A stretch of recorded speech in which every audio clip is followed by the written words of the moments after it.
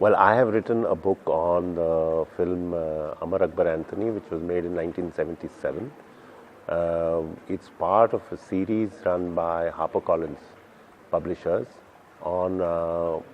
It's part of their film series on one book per film. They brought out several books in the last couple of years, and this is just come out about a week ago as we speak, so sometime in middle of September. It's a slim book which covers the history of the film, how it was made, the style of the director, the context of that particular film in India of that time, what the film really means beyond the obvious, and a little bit of the trivia and the interesting stuff associated with how it was all put together. Which is very fascinating because films are put together in a slightly disorganized way, but this was a very madcap adventure, but there was a lot of method in the madness, and fortunately I managed to speak to a lot of people who told me what the story was. Well, I was told to just write on whatever I wanted, basically, as long as it was a well-known film and it was iconic. It should have been, they told me that the film should be something that people remember. So somebody's written on Mughal Azam, so everyone remembers that. And the film should have some resonance even today. And I think even after 35 years, this film has a lot of resonance because there is nobody I have met while I have talked about the film everywhere who has not seen the film, who has not heard about the film, who doesn't laugh about the film. A lot of people of a particular age grew up on the film. It's a lot of association they have with it. It represents to them in Bombay and India of a particular time, therefore their own lives. So when I thought about this film, even the publishers jumped at it. So it was a no-brainer for all of us. In today's context, of course, firstly there's a retro value. The clothes, the look, the feel of the film, and the pacing also. But if you look at it objectively, it's the speed with which the story moves, very pacey. It's sometimes you feel that there's absolutely no logic, but everything may not be possible, but it's certainly very plausible. Even the so-called miracles are very plausible. And the dialogues, each character is finely etched. The songs goes without saying, they are part of our memory. The acting is outstanding because if you, there's not a single film lover in this country who does not remember Amitabh Bachchan in front of the mirror. So there's a lot of these things, but it all came together because of one man, and that man, Manmohan Desai, was derided at the time for his silly entertainment films, which is now considered by present-day filmmakers as a genius who just knew how to entertain audiences. So in one word, it's very entertaining, but it's entertaining in a way that worked in 1977 and works today. And that's very, very difficult because a lot of old films, when you see them today, you just wonder what you could have seen in them. But this just works even today. I remember when I was interviewing Mr. Amitabh Bachchan, he said, I've made so many films, but if this is playing on television, then I just sit down for a few minutes to watch it because I can still watch it. And that's true for all of us. Yeah, I was very upset and,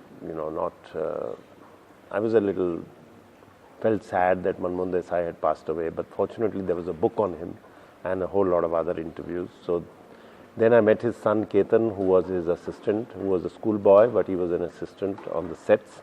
So that gave me very, very deep insight into the man and his methods, like nobody else could have provided. Then I met his favorite cameraman, who's in his 80s now, Peter Pereira. Again, a man who people have forgotten, obviously. So he explained to me his style of camera. If you see the film, you'll realize that it's a very well-lit film. The colors are very bright, so he explained why. I met his special effects man who did all those crazy special effects.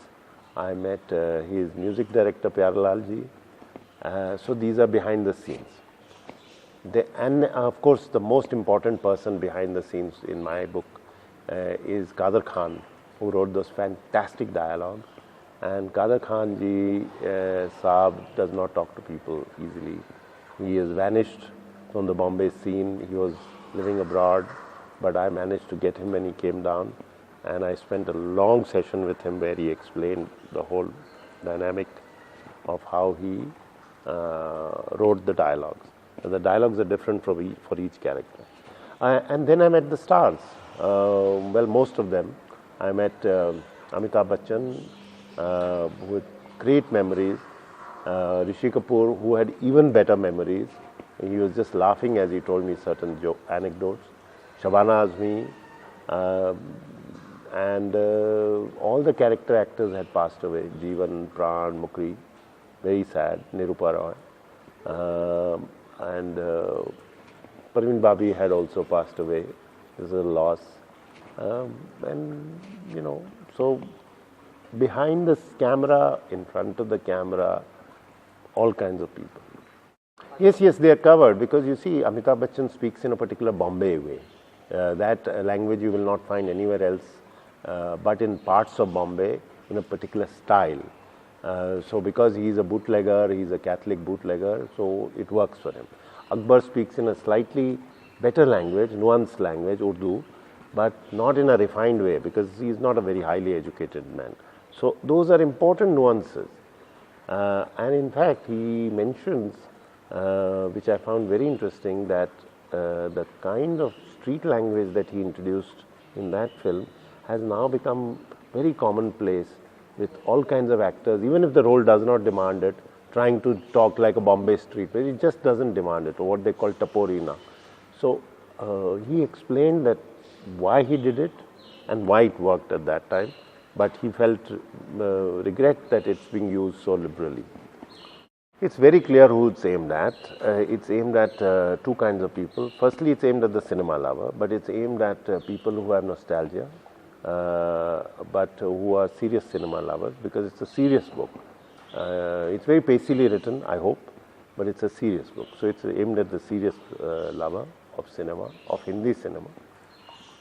And it is also aimed at the young reader, because I find that youngsters are fascinated by what happened at that time and want real live histories. I'm amazed. Most of my talks in Bombay have been 25% youngsters, 75 people from that generation. That generation has memories of some entertaining films. There was no television, etc. So they want to associate themselves with this.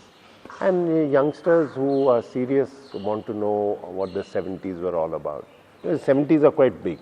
If you watch Om Shanti Om, you realize that the film opens with a dedication to Manmohan Desai.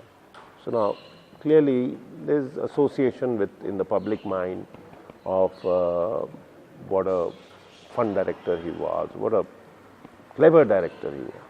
So it's that kind of person, very cheaply priced, 250 rupees. So clearly we are aiming it at that level.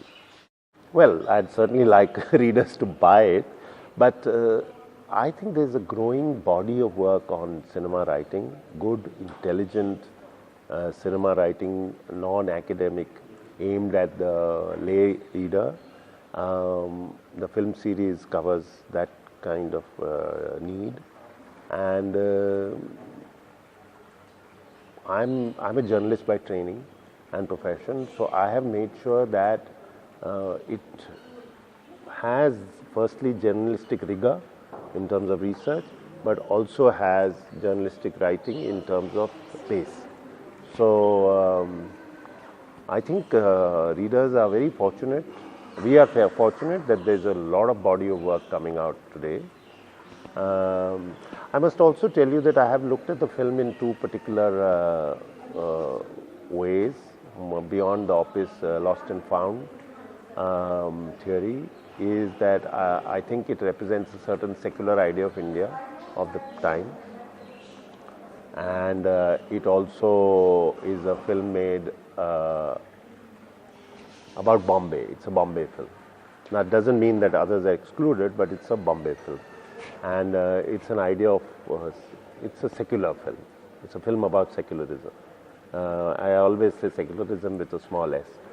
No one is giving you lectures, But that phrase, Amar, Akbar, Anthony today, is a shorthand for secularism. And that, I think, is a great compliment.